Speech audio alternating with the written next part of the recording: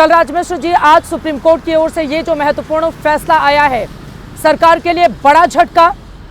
UGC को लेकर, सरकार को लेकर जो टिप्पणी देश की सर्वोच्च अदालत ने की है, अब बहुत गहरे आत्ममंथन की जरूरत है। कलराज मिश्र जी, देखिए, यूजीसी के द्वारा जो नया नियम दिया गया है, ये निश्चित रूप से जाति भेद पैदा करने वाला है, छात्रों के अंदर एक विभाजन की स्थिति निर्माण करने वाला है और निश्चित रूप से ये बड़ा खतरनाक है।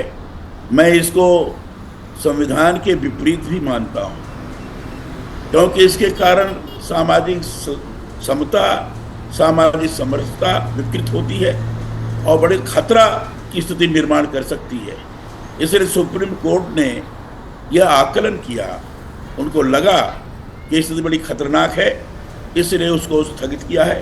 साथ ही साथ सुप्रीम कोर्ट ने यह भी कहा है कि जिस तरीके से इसको प्रस्तुत किया गया है स्पष्ट नहीं है और इसके कारण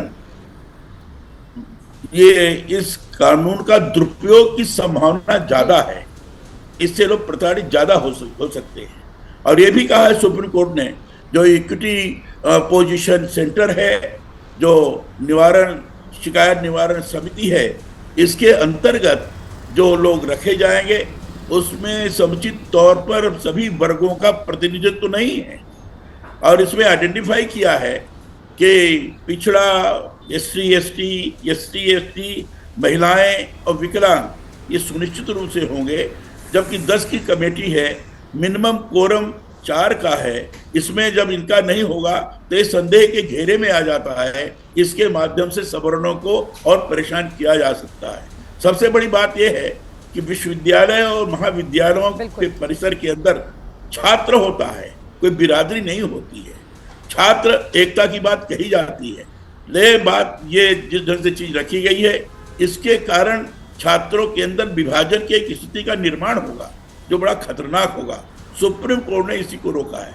साथ ही साथ जो शिकायतें होंगी, बहुत सारी झूठी शिकायतें होती हैं। झूठी शिकायतों के लिए दंड का प्रावधान था 2012 के नियम में, और इसमें यह कोई प्रावधान नहीं है, तो इसके कारण भी लोगों के अंदर एक आक्रोश की स्थिति बनी है। मैं समझता हूँ कि शासन को, सरकार को इसके ऊपर विचार करके इसके अनुरूप ऐसा बनाना चाहिए जिसमें अनुच्छेद 14 है, 15 है, 21 है, तीनों के अनुरूप, संविधान के इन तीनों अनुच्छेद के अनुरूप सारा विचार करते हुए एक ऐसा ड्राफ्ट तैयार किया जाए जिसके आधार पर सामाजिक समता, समरसता, एकता, छात्रों की एकता प्रत्यक्ष रूप से दिखाई पड़े। किसी भी प्रकार का विभेद नहीं आना चाहिए, इस स्वरूप का दर्शन होना चाहिए। इस प्रकार का रीड्राफ्ट हो, सुप्रीम कोर्ट ने सरकार से मांगा है। कलराज मिश्र जी, अब मेरा अगला सवाल आपसे ये है, सरकार को ये पता है कि कम से कम देश जब चौथी बड़ी अर्थव्यवस्था बन के अपने लिए बड़े ख्वाब सजोकर आगे बढ़ रहा है, 2047 तक हम विकसित भारत के लक्ष्य को प्राप्त कर लेना चाहते हैं, उस समय जाति विहीन समाज की बजाय अगर जाति आधारित संरचना हम विश्वविद्यालयों के अंदर भरने लगेंगे, छात्रों को बताने लगेंगे तुम अगड़े, तुम पिछड़े, तुम ऐसे, तुम वैसे, अगर इनके ऊपर आरोप लगा दो फिर इनको जेल हो जाएगी, ऐसी व्यवस्था यूजीसी और सरकार की ओर से क्यों की गई? क्योंकि अब ये सवाल तो सीधे सरकार से है ना कि आप ऐसी व्यवस्था क्यों लेकर आए 2026 में, जब आप 2047 के विकसित भारत का दम भरते हैं? देखिए, मेरा ये मानना है, देखिए, जाति विहीन तो स्थिति नहीं हो सकती। हाँ, जाति रहते हुए भी सामाजिक समता और समरसता का स्वरूप निर्माण किया जा सकता है, बशर्ते उसके अनुरूप योजना बनाकर क्रियान्वित करने की कोशिश की जाए। और हमारे संविधान के अंतर्गत है, ये सारी चीजें की जा सकती है। मेरा केवल आग्रह है शासन से, सरकार से, क्योंकि सरकार की नीयत है कि सबका साथ, सबका विकास, सबका प्रयास, सबका विश्वास, इस आधार पर हम काम करें। जब सरकार की नीयत प्रत्यक्ष रूप से दिखाई पड़ रही है, उसमें यह नियम बड़ा बाधक है। छात्रों के अंदर ये इस प्रकार की स्थिति होगी, बड़ा बाधक है। इसलिए मैं शासन से स्वयं आग्रह किया हूं, कल के पत्रकार वार्ता के अंदर भी मैंने कहा है कि इस पर पुनर्विचार करना चाहिए, और पुनर्विचार करते हुए इसको वापस लेकर ऐसी स्थिति बनानी चाहिए जिसके कारण छात्रों के जो उनके खिलाफ अपमानजनक होते हैं, सबको शिकायत करने का अवसर मिलना चाहिए और सबके शिकायत के आधार पर उसका निवारण होना चाहिए। और जो झूठी शिकायतें की जा रही हैं, झूठी शिकायतों पर दंडात्मक प्रावधान होना चाहिए, ये हमारा आग्रह है। पिछले बार जो जिसके कारण सुप्रीम कोर्ट ने कहा कि फिर से बनाया जाए, पिछले बार जो हुआ था, कहा गया कि संख्या बड़ी बढ़ गई। 2019 और 2023 के बीच में 118.4% का बढ़ोतरी हुई है। कहा गया है कि 1160 केसेस शिकायतें प्राप्त हुई है। कहा गया है कि ज्यादातर शिकायतों का निस्तारण हुआ है, लेकिन ये नहीं दिखाया गया कि इसमें झूठी शिकायतें कितनी हैं। इसको नहीं बताया गया, क्योंकि झूठी शिकायतें ज्यादा होती हैं और झूठी शिकायतों के करने वाले के खिलाफ अगर दंड का प्रावधान नहीं होगा तो और खतरा पैदा हो जाएगा। इसलिए हम शासन से भी मेरा आग्रह है कि सुप्रीम कोर्ट ने जिस तरीके से बात कही है और कहा है कि ऐसा ड्राफ्ट बनना चाहिए जिससे सामाजिक समरसता में किसी प्रकार का बाधा नहीं पैदा होना चाहिए, छात्रों के समरसता में कोई बाधा नहीं पैदा होना चाहिए, एक अच्छी स्थिति का निर्माण होना चाहिए। मैं समझता हूँ सरकार को उस प्रकार का ड्राफ्ट बना के देना चाहिए। भले ही योग्य लोगों की कमेटी बनाकर उनसे परामर्श करते हुए किस ढंग से संवैधानिक व्यवस्था के आधार पर हम अपना प्रारूप तैयार करें, जिसके आधार पर सारे छात्र ठीक से रहें। और जो आक्रोश इस समय चला है, बिल्कुल। कलराज मिश्रा जी, एक आखिरी सवाल मैं आपसे पूछूंगी, उसके बाद मैं डिबेट में बाकी लोगों के पास लौटूंगी।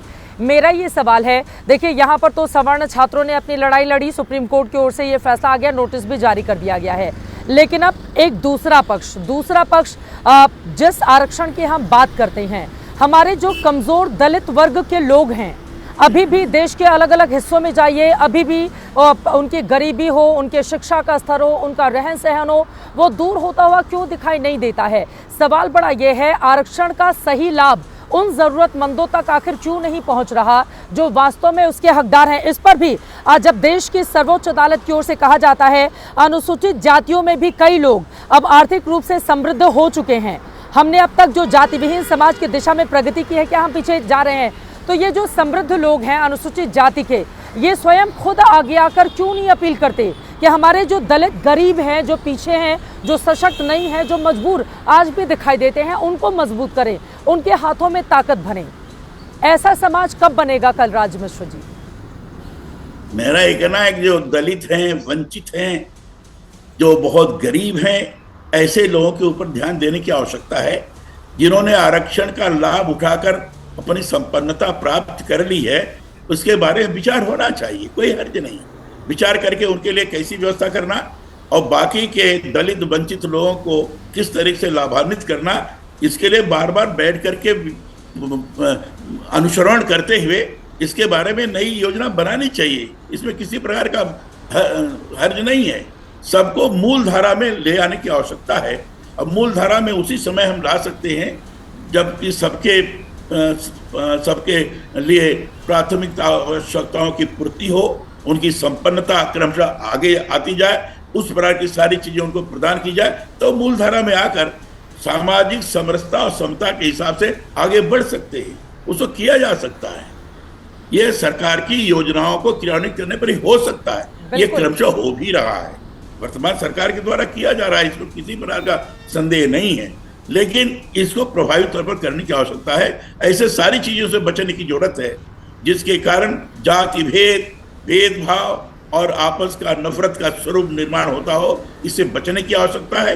ये उसी समय हो सकता है कि संविधान के धाराओं के अनुरूप संवैधानिक प्रक्रिया के आधार पर योजना बनाकर काम करें, तो निश्चित रूप से जैसा हम समाज बनाना चाहते हैं बना सकते हैं। बहुत धन्यवाद आपका एबीपी न्यूज से जुड़ने के लिए। पूर्व राज्यपाल कलराज मिश्र जी हमारे साथ जुड़े हुए थे, जिनकी ओर से यकीनन जो महत्वपूर्ण बातें कही गई हैं उसका असर भी दूर तक जाएगा, क्योंकि जाति विहीन समाज की दिशा में हमें आगे बढ़ना होगा। लेकिन हमें ये भी सोचना होगा कि हमारा जो वो समाज है जिसको लेकर एक वक्त पर हम सब जानते हैं किस तरह की टिप्पणी की जाती थी। हालांकि उसके बाद एक ऐसी व्यवस्था भी बनी कि आप जाति आधारित कोई भी टिप्पणी या जाति आधारित इस तरह के शब्दों का इस्तेमाल नहीं करेंगे।